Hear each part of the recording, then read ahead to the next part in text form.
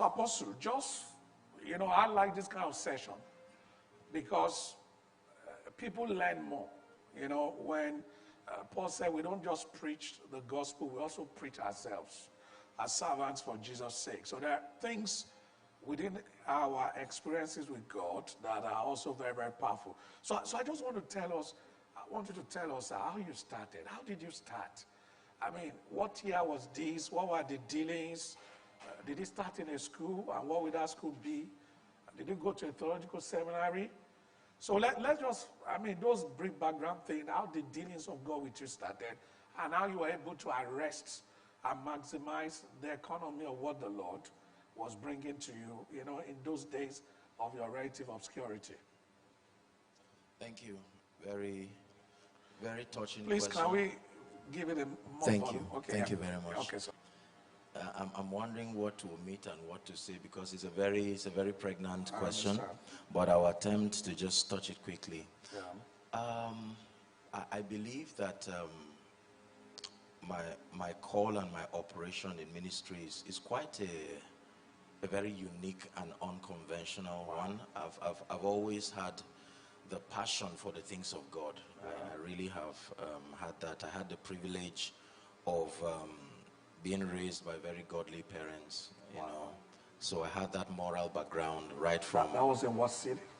Jos. Jos, Yes, okay, yes. all right. So, and coincidentally, my grandfather was the first president of what we call Cooking, Church of Christ in Nations. Oh, wow. Based, yeah, so...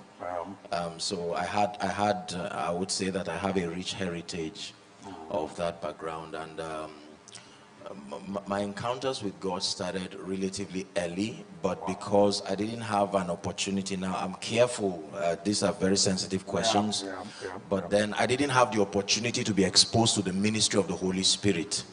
The cultural context as far as Christianity was concerned placed emphasis on morality and all of that, which was wonderful, very good foundation.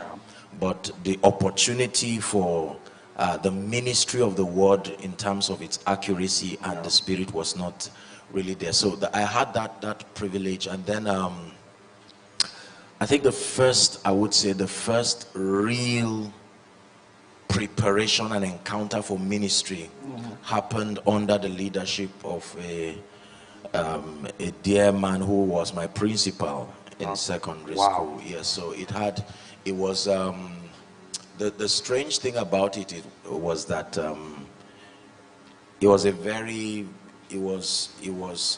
small school. Wow, in Jos? Yes, Plateau State. Yeah, it was a small school, and so we were not so exposed. And the man, he was an Anglican priest, a reverend. Then he had spent a major part of his training time in the U.S.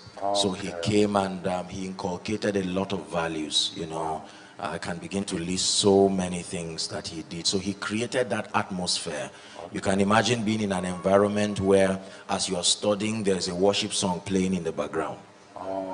Exactly. So school in Nigeria. you can tell. No, I think it was just his personal passion to train us. The credit should go to him. He's an old man private now. School? Yes, it was. Yes, it was. School. Okay. And so we had that opportunity, and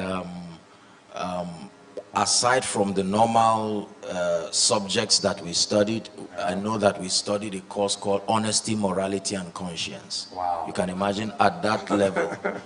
And and then we studied spiritual growth and all of that. As part of the curriculum? Oh yes, absolutely.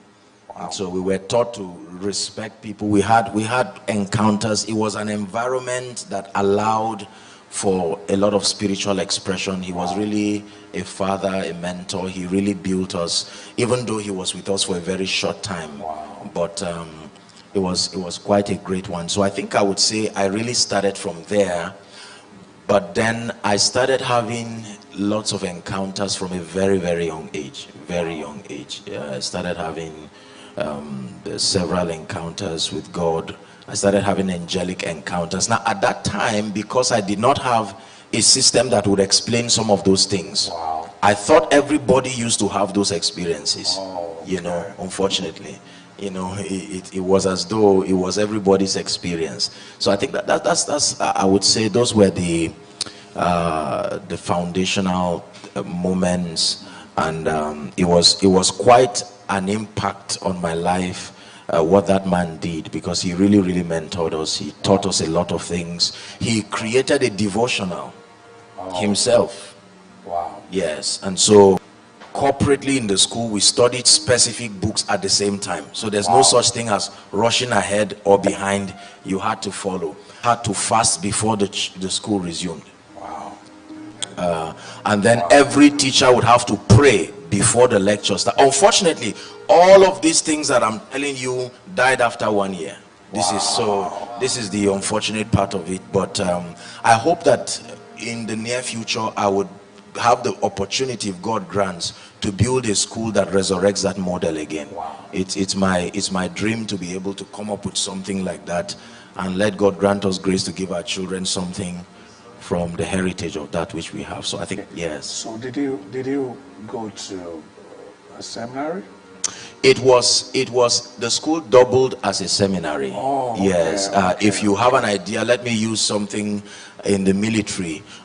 You can go to NMS. Okay, while yeah. it is school, you Yeah, are still yeah, yes. exactly, So exactly. yes, the goal. Exactly. It was a school that was founded by now Archbishop Benjamin Agakwashi. Oh, that's the Bishop of Jos. Yes, so it was his dream, and he was a bit close to my dad, and he had a personal passion that I'd become a priest. You know, he just felt that it was a good thing, and I'm still a priest. I mean, And thank God, at least you are still a priest after the order of Melchizedek.